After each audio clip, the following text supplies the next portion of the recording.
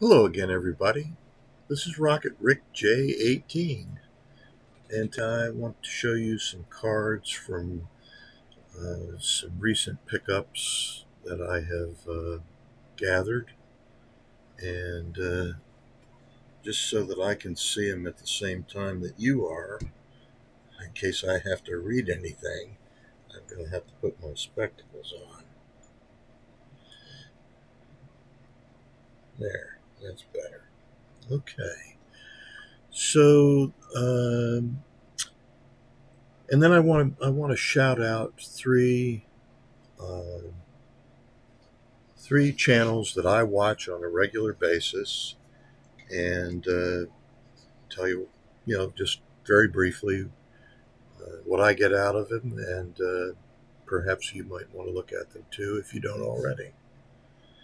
Uh, all three of these guys are pretty popular, so I'm going to guess that maybe most of you have seen them, seen their channels, maybe watched them regularly, like I do. Okay, so before I start showing the cards, I guess I should say down and make sure that we are.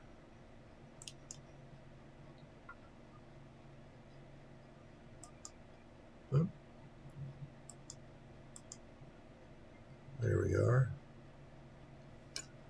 So the first card I have to show you is 1939-46 Exhibit Salutation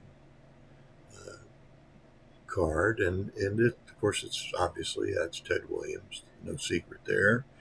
The slab is graded in an SGC4, and they call these exhibit cards salutations because they have a salutation at the bottom of the card. And this one, of course, says "Sincerely yours, Ted Williams." And some of them have other salutations, but this is the one on the Ted Williams card. So, um, again, this is a playing days Ted Williams, and I wish that I had the depth of knowledge that Skaght at Stuke's Cards and Curiosities has, because then I could probably tell you what year this card was, maybe what year it was put out, and if not that, then maybe at least a narrower range of dates. But I'm very happy to have this. Anytime you can add a playing days Ted Williams card to your collection is a brighter day for sure. So that's Ted Williams. The next card I have to show you is a card from my good friend Skaght at Reindeer Studios, and Skaght does these drawings. They're by and large, most all of them are commissioned by someone, and they get the artwork and whatever card number they want. This one happens to be number 24. He writes them down and how many are made, and of course that's obviously 24 out of 50. It's not the eight card. That's Yogi's number, which is what Skaght always. They're they're really nice cards, and they're custom cards, obviously, because he doesn't make them by the thousands. So that's the latest that I have from Skaght. He probably has some more out now, and I'm certainly interested in those as well. So now I have some cards that I am adding to my 1952 Topps collection, and this gets me nearer to my goal of getting all of the cards numbered from 1 to 300, 310. So the first card I have to show you is Bob Lemon. And Bob Lemon is card number 268. Bob was a Hall of Fame pitcher for the Cleveland Indians for many years. He won 20 games several times. And he was recently featured, in this card, recently featured on a video response that I did for Jason at Mr. Fisher Bike. And the subject was Cleveland Indian cards. And I had just by chance arrived at the area of in the numbering system that contains Bob Lemon and Early Wynn. And I already had the Bob Feller, that's card number 88, and I already had the Mike Garcia card, which was a little bit before Bob Lemon. So anyway, Bob Lemon, great pitcher, also managed the Yankees for a brief time, and just a good guy.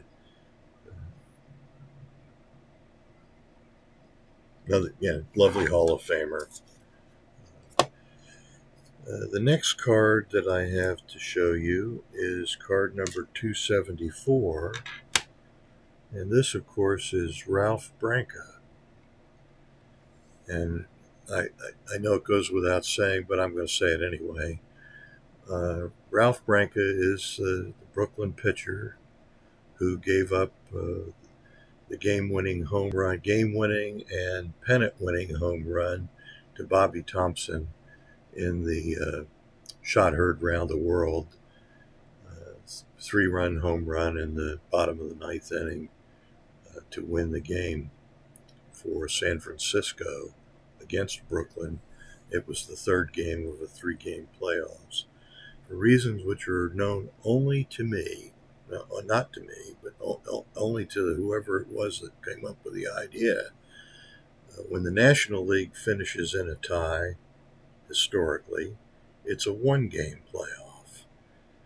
1948 was a 1-game playoff between the Red Sox and the Indians. 1948. 1962 or 1951 was a 1-game. 1962. Geez, I'm off. I was going to say 1978 was a 1-game playoff. That's the source of the Bucky Bleeping Dent home run. And I'm trying to think of other 1-game playoffs. I'm not coming up with one right at the moment. But 1951, of course, was a 3-game playoff because that's what the National League did. And if it wasn't enough to do it once, in 1962, they did it a second time. And again, the Giants came from behind to win that game in a 3-game playoff. And there have been others down through the years too. But anyway, that's Ralph Branca. Sorry for my senior moment there. They get more and more frequent and they last longer. Sorry to say. Okay, this is card number 275, and it is Pat Mullen. Pat was a outfielder for the Detroit Tigers. Basically, by 1952, he had been in the league for a few years. He got 295 at-bats and tallied 83 hits, which isn't a tremendous amount, but it gave him a respectable 281 batting average. Well, you can get in the Hall of Fame now with a 281 batting average.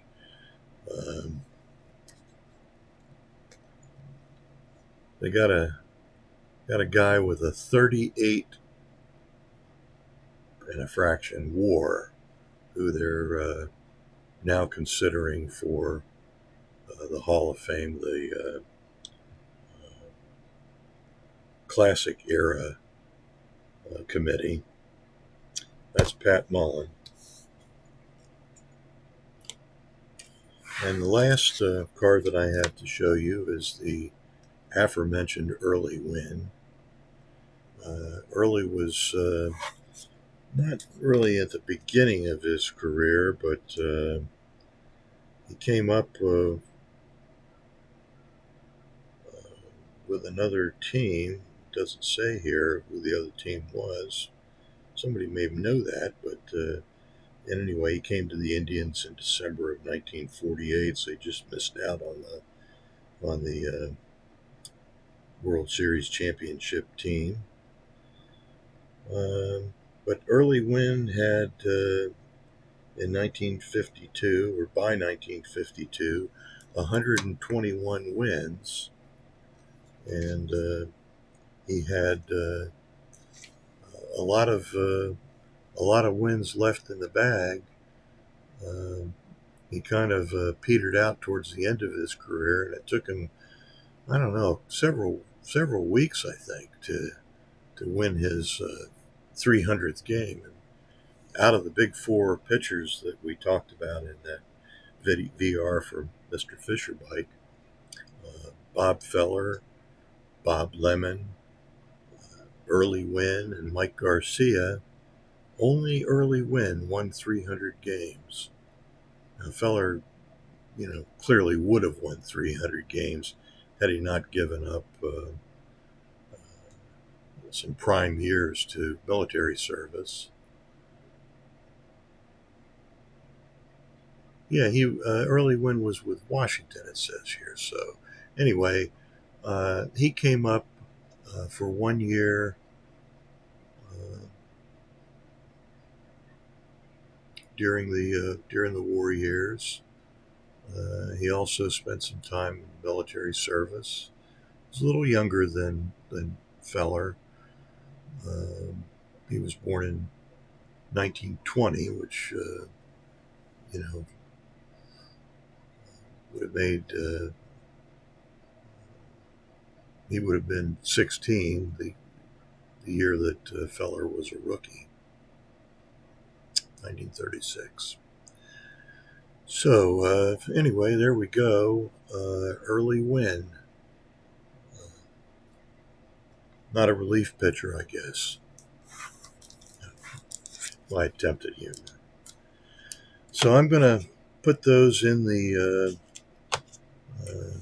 one loose card in the book.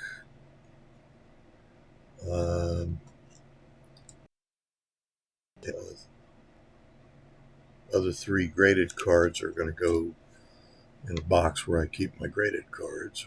There's one of several boxes now, but since it's part of a set, I have one box that's devoted to graded cards that are actually needed to complete the set that I'm working on. So that's what's going on there. So let's talk about a couple of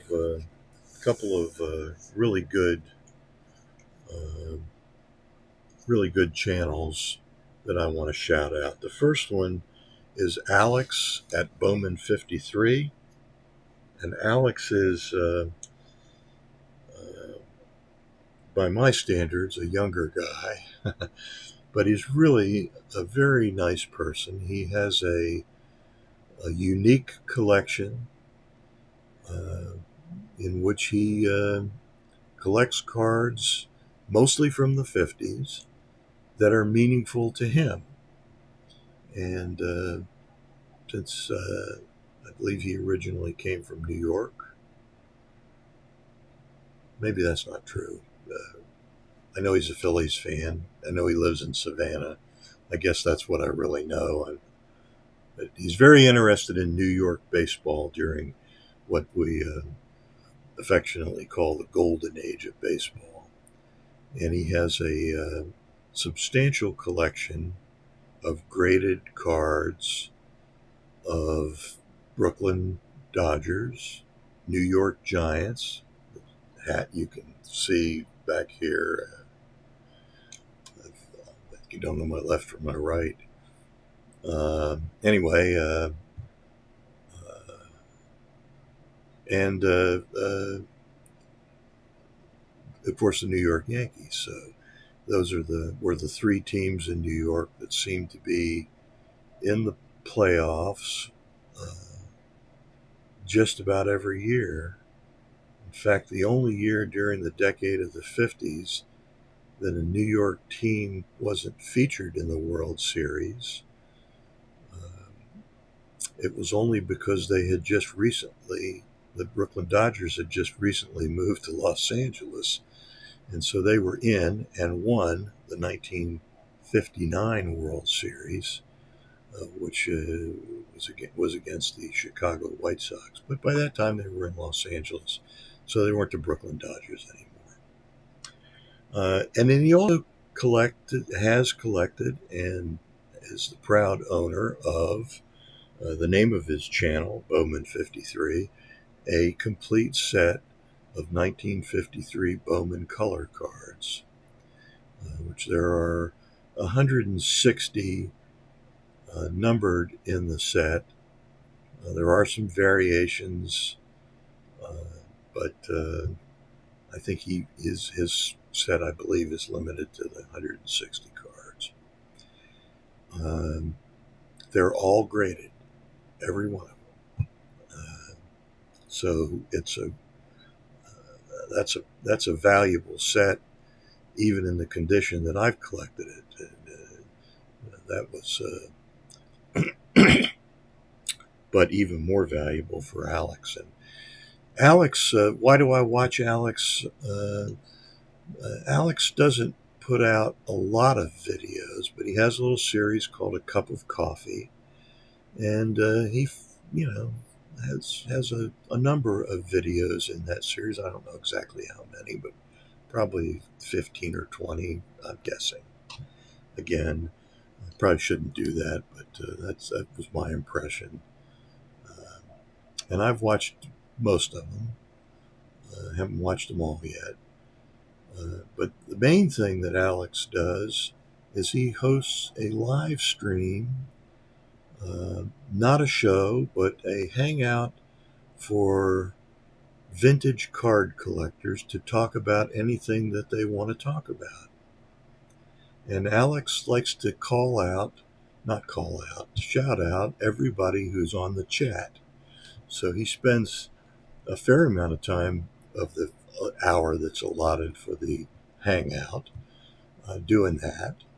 And then sometimes there's a guest, sometimes there's a theme, and sometimes there's nothing. It's just hanging out. And we talk about whatever there is to talk about. This Sunday, I'm sure the subject of the classic era committee's announcement of 12 new, 8 new names for the ballot, from which could be selected anywhere from 0 to 8 candidates. And I'll just tell you real quickly, my two guys on there are, he was known to me as an 11-year-old fan, as Richie Allen. I came to find out later that no one ever called him Richie in his life up to that point, except for that's how he was introduced to the Phillies fans. And he's on a number of the baseball cards that his visage graces as Richie Allen from his rookie year, mostly from the time around his first tour with the Phillies, and then later on he came back to the Phillies for a couple of years.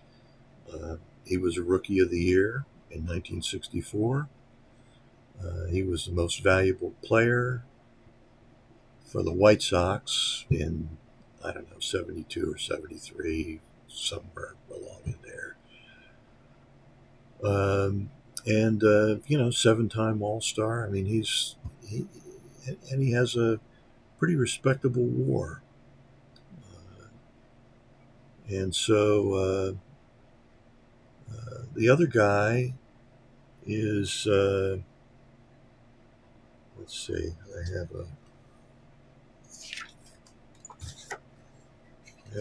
have a list here somewhere. You'd think that I would be able to just tell you who it is, wouldn't you? But sometimes my memory fails me at the oddest moments. The other guy is Dave Parker. Now, there are other candidates that are worthy, but Dave Parker was a rookie in 1974. I knew about him before then because he was on the Charleston, West Virginia Charlies, along with another young outfielder named Richie Zisk. And 1972 and 1973, we were chomping at the bit to get those guys up in the big leagues because we knew they were going to both be great. Now, it turned out that Parker was really a much more talented outfielder than Zisk. And Zisk was traded, I believe, to the White Sox later in the 70s, but before 1979 when the Pirates went to and won the World Series. So anyway, Dave Parker, I saw a couple of years ago in Pittsburgh when they introduced the inaugural Pittsburgh Pirate Hall of Fame class. There were quite a few people there. I mean,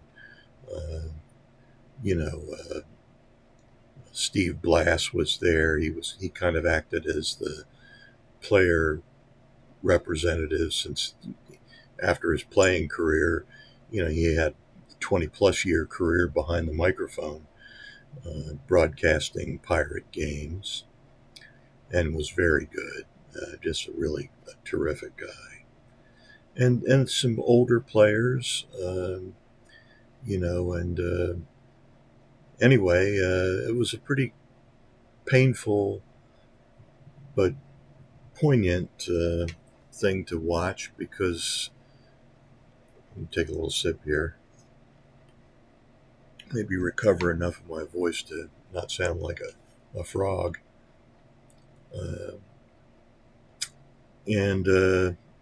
What was I talking about? Yeah, the Pirate Hall.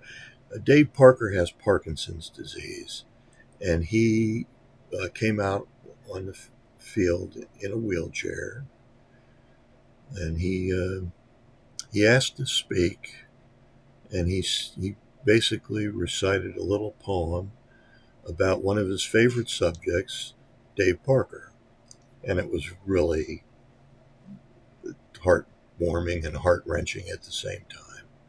So they're not going to be able to honor Louis Tiant in time for him to enjoy it if he gets in, because he just passed away. And Dave Parker probably isn't going to be around for too much longer either, I'm afraid. He's pretty feeble. And to look at him now and remember what a great athlete he was, and a great baseball player, blessed with a cannon for an arm, as witnessed by his All-Star game MVP, in which he threw out a runner trying to score at home plate and another runner going trying to get to third base on a ball that he wasn't able to catch. And I'm not really quite sure whether he lost it in the lights or what exactly happened, but in any case, he didn't catch it. And the guy tried to go all the way to third base, and that was a mistake, which Dave quickly rectified. And I think that was in 1979. He was MVP in 1978 when he led the league in batting. And he was right there with Willie Stargell in the '79 series and had a number of clutch hits as when the Pirates came back to win the final 3 games. So that's all I'm going to. I've already talked about it too long. So, but that's I'm sure that will be a subject for the chat this Sunday. So if you're around on Sundays in the evening at 8 o'clock, and you've not tuned in to Card Room Live, which is the name of Alex's uh, get together, hangout, then I heartily recommend that you do so. The more, the merrier. And he's funny, he's knowledgeable, and he's such a good guy that I wish I could be more like him, and I mean that sincerely. The next guy I want to shout out is Rick Acosta, and he's at Rick Acosta Dodger Card Collector out in Los Angeles. And Rick has a wonderful collection. He primarily is the biggest part of his collection is Dodger cards. Obviously, he'd like to collect them all, and I have the feeling that he's probably not very far from that. Certainly, in post World War II terms, and he is also collects a number of sets that are particularly meaningful to him. And he's right now working on one, and I'm not gonna be able to remember it, but anyway, he came of age, I think, as a collector in the '70s. Always interested though in 1960s cards, and I think he has at least one or maybe two sets from the '60s, and most of his cards. Many of his cards are graded. I won't, maybe not most, but many of them are. And so if you haven't seen his videos, they're a treat. He likes to ramble like I do, and so I feel a close kinship with him. And anyway, check out Rick Acosta, Dodger Card Collector. And the third channel that I want to shout out is somebody who I'm sure you've all looked at, if not regularly, certainly frequently. And that's Orlando at A Collector's Dream. Orlando has had many cards in his collection over the years, and some of them he has sold and taken the money and put into other cards. And he's really developed a pretty nice collection of pre-war cards. He also has, a 1962 top set, which I'm very interested in. And he has quite a few cards from the '52 top set, including Mickey Mantle, which he has shown on his channel. At Strongsville, he bought a red portrait Ty Cobb, and I bought a green portrait Ty Cobb. And I think he would have liked to have had an opportunity to buy that green one, but he knew I was interested in it, and he was with me when I bought it. And that's what we do. We root for each other, and if somebody's really interested in something, um, you know, usually if somebody else is also interested but hasn't declared his interest, that guy will step aside and let the guy that declared his interest first get it if he can. So anyway, I just and what was even better about that show was Orlando and I were roommates, and he was a joy to be around, to have as a roommate. Had the opportunity to go over and pick him up at the airport. which I was happy to do. I mean, I had driven up there because Cleveland's only, well, it's less than 200 miles from my house. So Strongsville's even a bit closer. So those are the guys. Check out Orlando. He's got some wonderful, I will say, educational videos on pre-war cards, and he's developed quite an expertise, I think, in that area. Uh, he also is a collector of some vintage oddball cards, along with Rick, Mr. Vintage Oddball Cards. And I'm going to go ahead and that's his channel name, and I don't think that's a pejorative term, but some others do, and so it's not a big deal, but just fun.